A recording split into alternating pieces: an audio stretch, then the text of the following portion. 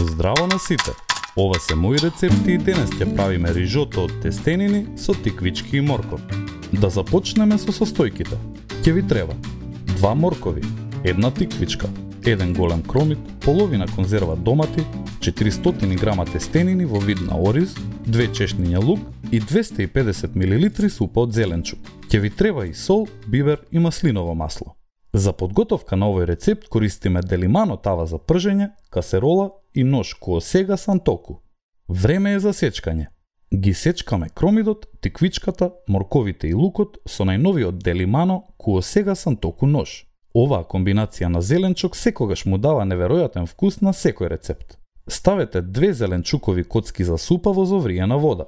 Пржете го зеленчукот 5 минути во маслиново масло со сол и бибер за да омекне и потоа додадете ги и тестенините. И убаво мешајте за да впијат од вкусовите.